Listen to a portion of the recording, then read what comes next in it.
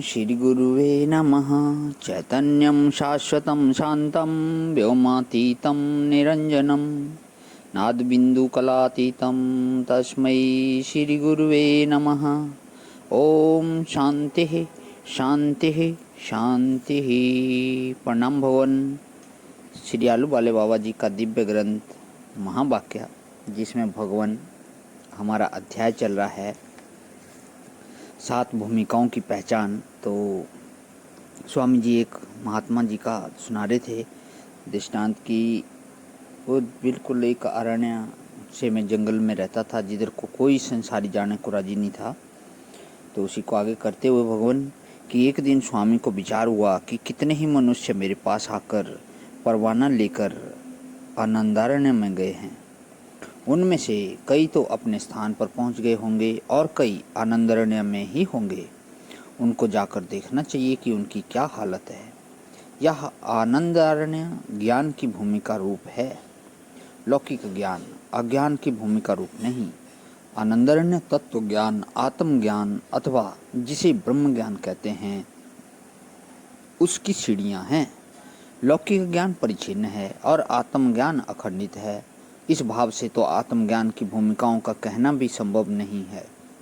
आत्म भाव में व्यावहारिक ज्ञान की स्थिति की तत्व तारतम्यता से ज्ञान की 7 भूमिकाओं का भेद है। ज्ञान में भेद नहीं है, अज्ञान में ही भेद है। तो भी मुमुक्षुओं को अपनी स्थिति समझने के लिए और ज्ञान की दृढ़ता के लिए उपयोगी है। 7 भूमिकाओं का पूर्ण होना ही ज्ञान है, सच्चिदानंद रूप है। यह ही अज्ञान निवृत्ति से ब्रह्म कहलाता है। सत्यबोध और मोक्ष दोनों उसके नाम हैं। गए हुए मुमुक्षुओं से जाकर पूछना चाहिए। अपनी अपनी भूमिका के अनुसार वे अपने मुख से ही अपनी स्थिति का वर्णन करेंगे। ऐसा विचार कर स्वामी ने आनंदारण्य में प्रवेश किया। लोगों को जंगल दिखता था, परंतु स्वामी को वह नंदन वन के समान दिखता था। यद्यपि स्वामी का भूमिकाओं से संबंध नहीं था, तो भी भूमि में टिके हुए पुरुषों को जानने के निमित्त वह भूमिका वाला होकर विचरता था। इस प्रकार स्वामी की चेष्टा अक्रिय चेष्टा ही थी, विहार मात्र थी। आनंदारण्य पहाड़ पर था। थोड़ी दूर जाकर स्वामी को एक मनुष्य दिखाई दिया। उसकी दृष्टि कुछ कुछ पहाड़ के ऊपर की तरफ थी और विशेषता से नीचे के रमणीक दिखते हुए शहर पर थी। वह शहर के ऐश्वर्य की तरफ से अपनी वृत्ति को हटाता था, परंतु उसको वृत्ति बारंबार ऊपर जाती हुई भी शहर की तरफ चली जाया करती थी। स्वामी ने कहा, हे पथिक, तेरा क्या नाम है, तेरा क्या आचार है? मनुष्य बोला, गुरु महाराज नमस्कार, दंडवत नमस्कार। मेरा नाम शुभेच्छु कलाल है। अच्छा, शुभेच्छु कलाल है। मैं आपके पास से ही इस अरण्य में आया हूँ। मैं ऊपर चढ़ना चाहता हूँ, परंतु मुझसे जल्दी से ऊपर नहीं चढ़ा जाता। प्रयत्न में लग रहा हूँ। स्वामी ने कहा, शुभेच्छुक, ठीक है। अनेक जन्मों के कर्मों से मलिन हुआ अंतःकरण शुद्ध हुए बिना सद्विचार की प्राप्ति नहीं होती। तूने अंतःकरण कुछ शुद्ध किया है, कुछ और शुद्ध करना चाहिए। निरंतर प्रवाह रूप से चलने वाली अविद्या नदी को शास्त्र और सत्संग बिना तैरना कठिन है। सत्संग से ही शुभ विचार का उदय होता है। जिसने ज्ञान के अधिकारी के चारों साधन विवेक, वैराग्य, षट संपत्ति और मुमुक्षुता का न्यून अनाधिक प्रमाण में भी सेवन किया है, उसे ही सत्संग की प्राप्ति होती है। ग्रहण करने योग्य क्या है और त्यागने योग्य क्या है, इसका विचार सत्संग से ही होता है। शुभेच्छुक बोला, महाराज, मैं सत्संग और सत्शास्त्र में प्रवृत्त हो रहा हूँ।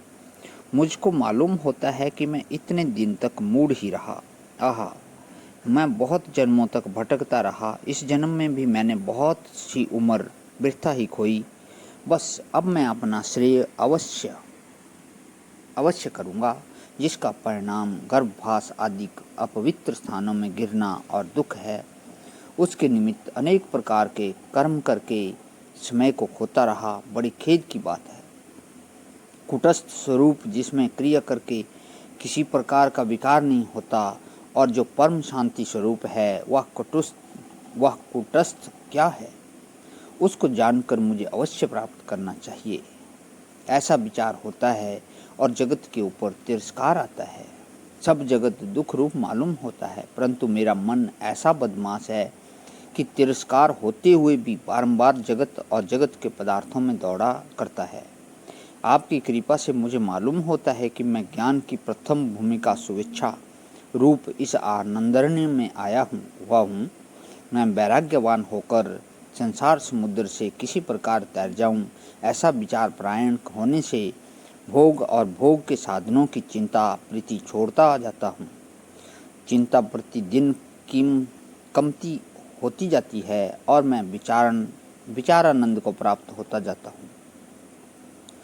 जब कभी प्रापंचिक मनुष्यों को कभी चेष्टा को देखता हूँ तो अपने जी में खिन्न होता हूँ और उनकी मूढ़ता पर मुझे दया आती है।